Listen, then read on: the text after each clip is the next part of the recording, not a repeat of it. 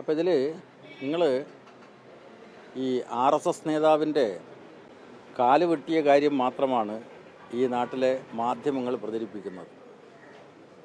അതിന് പിന്നിലുള്ള കഥകളുണ്ട്. ആ കഥകൾ മാധ്യമപ്രവർത്തകന്മാർ മനസ്സിലാക്കിയിട്ടുണ്ടാവും. പക്ഷേ ബോധപൂർവം നിങ്ങൾ മറച്ചു വെക്കുക. അദ്ദേഹം അക്കാലത്ത് അവിടെ ഒരു കേസിൽ പ്രതിയായിരുന്നു. ഒരു കല്ലുവെട്ട് തൊഴിലാളിയായിട്ടുള്ള CPMൻ്റെ ബ്രാഞ്ച് സെക്രട്ടറി സഖാവ് ജനാർദ്ദനൻ ജോലിക്കായി പോകുന്ന അവസരത്തിൽ മട്ടന്നൂർ ബസ് സ്റ്റാൻഡിൽ വെച്ച് അദ്ദേഹത്തിൻ്റെ 2 കാലും തല്ലിയൊടിച്ചു. ആ കേസിലെ പ്രതിയാണ് ഈ RSSൻ്റെ നേതാവ്. എന്തായിരുന്നു ഈ ജനാർദ്ദനൻ ചെയ്തിട്ടുള്ള കുറ്റം? അത് നമ്മൾ മനസ്സിലാക്കണ്ടേ. സ്വന്തം കുട്ടികളെ, അതായത് ജനാർദ്ദൻ്റെ മക്കളെ RSSൻ്റെ ശാഖയിലേക്ക് കൊണ്ടുപോയി, അച്ഛനോട് ചോദിക്കാതെ. ഈ ജനാർദ്ദനും ഈ RSS നേതാവും ഒരേ കുടുംബത്തിൽപ്പെട്ടവരാണ്. അപ്പോൾ സ്വാഭാവികമായിട്ടും തൻ്റെ അനുമതി കൂടാതെ RSSൻ്റെ ശാഖയിലേക്ക് നിർബന്ധിച്ച് കുട്ടികളെ കൊണ്ടുപോയതിനെ ചോദ്യം ചെയ്തു പരസ്യമായിട്ട്. അപ്പോൾ നമ്മുടെ നാട്ടിലെ ഈ ഫ്യൂഡൽ മനോഭാവമുള്ള കുടുംബങ്ങളിൽ നിന്നാണല്ലോ RSSലേക്ക് ആളുകൾ പോകുന്നത്. കാരണം ആ നാടുവാഴിത്ത മനോഭാവം. അപ്പോൾ തന്നെ പരസ്യമായിട്ട് ജനാർദ്ദനൻ ചോദ്യം ചെയ്തു. വേറെ ജനാർദ്ദനൻ ആക്രമിക്കാനൊന്നും പോയിട്ടില്ല. സ്വന്തം കുഞ്ഞുങ്ങളെ RSSൻ്റെ ശാഖയിലേക്ക് അച്ഛൻ്റെ അനുവാദം കൂടാതെ കൊണ്ടുപോയതിനെ പരസ്യമായിട്ട് ചോദ്യം ചെയ്തതിൻ്റെ പേരിലാണ് കല്ലുകൊത്ത് തൊഴിലാളിയായിട്ടുള്ള ജനാർദ്ദൻ്റെ 2 കാലും അടിച്ച് തകർത്തത്. ആ കേസിലെ പ്രതിയായിരുന്നു ഈ RSS നേതാവ്. സ്വാഭാവികമായിട്ടും നാട്ടിൽ ശക്തമായിട്ടുള്ള അമർഷം വന്നു. ആ അമർഷം വന്നതിൻ്റെ അടിസ്ഥാനത്തിൽ സദാനന്ദന് നേരെയുള്ള അക്രമം നടന്നിട്ടുണ്ട്. അത് യാഥാർത്ഥ്യമാണ്. പക്ഷേ അതിൻ്റെ പിന്നാമ്പുറ കഥകൾ നിങ്ങൾ മനസ്സിലാക്കണം. ഇവിടെ RSS എന്താണ് എന്ന് മാധ്യമപ്രവർത്തകന്മാരാകെ തിരിച്ചറിയുന്നുണ്ടല്ലോ ഇപ്പോൾ, അല്ലേ? ഛത്തീസ്ഗഡിൽ മലയാളി മാധ്യമപ്രവർത്തകന്മാർക്ക് നല്ലോണം കിട്ടിയല്ലോ. ഇതിന് റിപ്പോർട്ട് ചെയ്തതിൻ്റെ പേരിൽ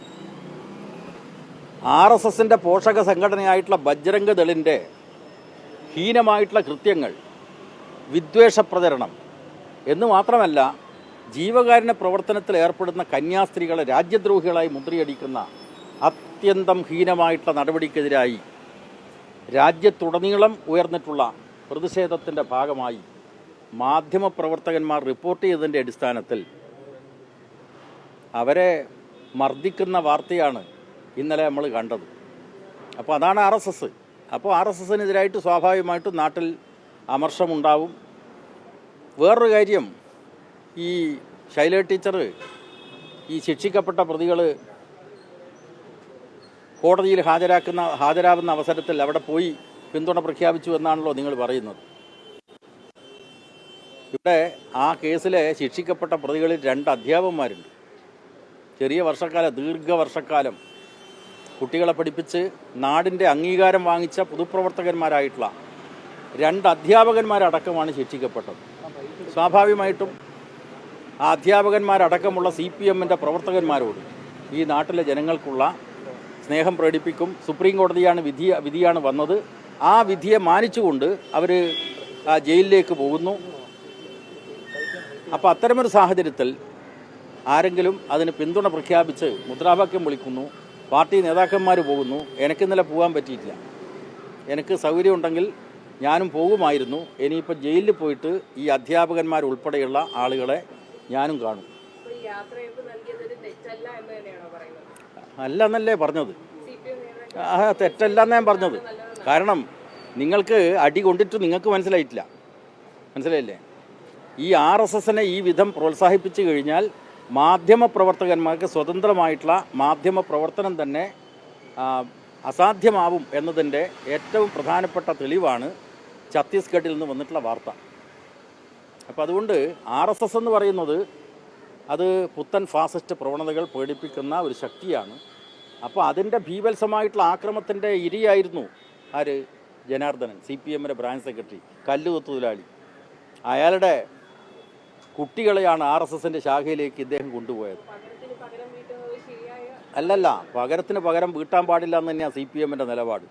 പക്ഷേ ഈ ജനാർദ്ദനെ പോലെയുള്ള ഒരു പൊതുപ്രവർത്തകനെ ഈ വിധം പരസ്യമായിട്ട് ആക്രമിച്ചപ്പോൾ ആ നാട്ടിൽ നിന്ന് രോഷമുണ്ടായിട്ടുണ്ട്. അതിനെ അടിസ്ഥാനപ്പെടുത്തി ഈ സംഭവം ഉണ്ടായിട്ടുണ്ട്.